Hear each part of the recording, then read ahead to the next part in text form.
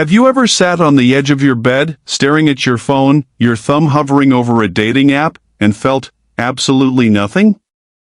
No excitement. No hope. Just a heavy, exhausting sense of dread? If you just nodded, I want you to take a deep breath. You are not alone. Welcome to Valid Voice, the podcast where your silent struggles are heard, understood, and most importantly, validated. I'm your host, and today, we are talking about something that is quietly breaking the hearts of millions of people every single day, dating app burnout.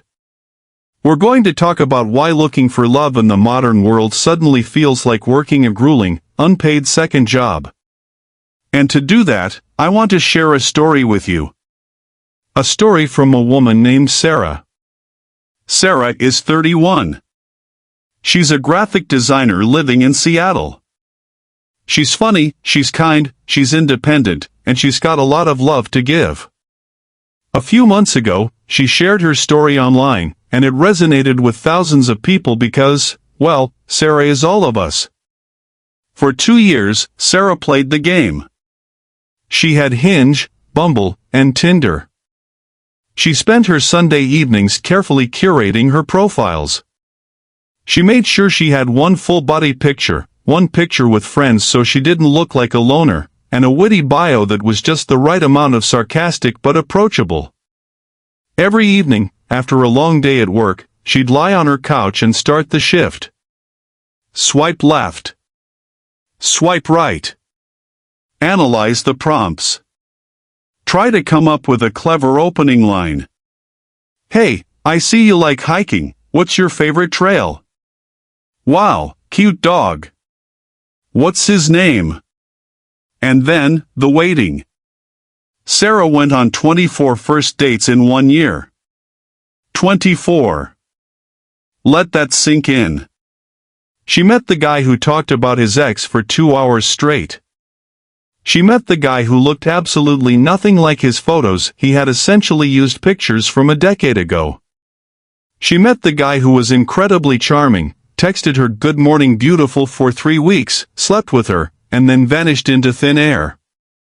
Ghosted. Completely.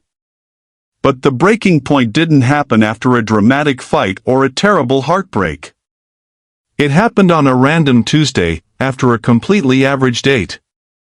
Sarah met a guy named Mark at a coffee shop. Mark was nice. He was polite. But the conversation felt like a job interview. Where are you from? What do you do? Do you have siblings? It was a script they had both rehearsed 100 times. When the date ended, they hugged awkwardly, promised to text, knowing neither of them would, and Sarah walked to her car. She sat in the driver's seat, put her keys in the ignition, and suddenly, she just started crying. She wasn't crying over Mark. She was grieving her own energy.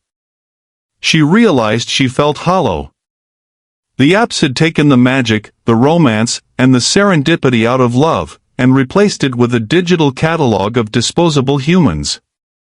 She pulled out her phone, held her thumb down on the little yellow Bumble icon, and hit delete. Then she deleted Hinge. Then Tinder. She wrote online, "I am tapping out. I would rather be single for the rest of my life than go on one more coffee date where I have to summarize my existence in 45 minutes to a stranger who is probably texting 3 other women under the table." Does Sarah's story sound familiar? If you are feeling the swipe fatigue, I need you to hear this loud and clear: it is not your fault. You are not broken, you are not unlovable, and your standards are not too high. The truth is, human beings were never psychologically built to date this way. Think about it. For thousands of years, we met people through our communities. Through friends, at school, at work, in our neighborhoods. We had context. When you met someone, you knew they were a real person. Now, we are given a deck of cards featuring thousands of strangers. We are literally shopping for human beings. And this creates what psychologists call the paradox of choice. When we have too many options, we don't feel liberated, we feel paralyzed. We start looking for the perfect person, discarding someone because they like the wrong sports team or because their opening message wasn't funny enough. We treat each other like commodities. We become disposable. And being treated like you are disposable hurts. It chips away at your self-esteem. You put your heart out there. You get vulnerable. You build a connection over text. You get your hopes up, you buy a new outfit, you drive through traffic, just to realize the person sitting across from you isn't who they pretended to be. Or worse, they just disappear without a word. Doing that over and over again is emotional labor. It is exhausting. It is a trauma in its own right. The constant cycle of hope and disappointment is enough to burn anyone out. So, what do we do?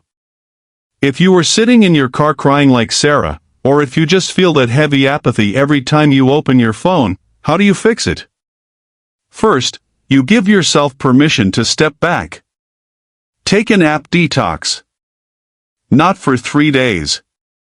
Take a month. Take 3 months. Delete them from your phone. Take back your Sunday evenings. You do not owe the algorithm your time. Use that time to date yourself. I know it sounds cliché, but when you spend months trying to mold yourself into what strangers want, you forget what you want. Take yourself out for coffee without the pressure of an interview. Read a book. Reconnect with your friends. Remember that your life is already full and valid, with or without a romantic partner. Second, when and only when you feel genuinely excited to meet people again, change the way you use the apps. Stop treating them like a game to be won. Treat them like a tool. Set firm boundaries. Maybe you only swipe for 15 minutes a day. If a conversation isn't moving toward a real-life meeting within a week, let it go. Stop the endless pen pal texting that builds false intimacy. And most importantly, try to look up from your screen. Go to a pottery class. Join a run club. Talk to the person in line next to you at the grocery store. The apps want you to believe they are the only way to find love. They are not. The real world is still out there, and it is full of people who are just as tired of swiping as you are. Love is supposed to add value to your life, not drain the life out of you. If the search for a partner is breaking you down, it's okay to pause. Your worth is not defined by your relationship status, and it is certainly not defined by a match rate on a screen. Take care of your heart first. The rest will follow.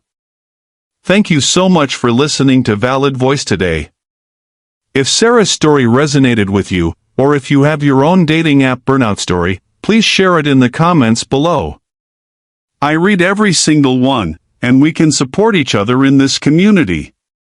Don't forget to like this video and subscribe to the channel if you want a safe space to navigate the messy, beautiful reality of modern life and relationships. Until next time, be kind to yourself. You deserve it.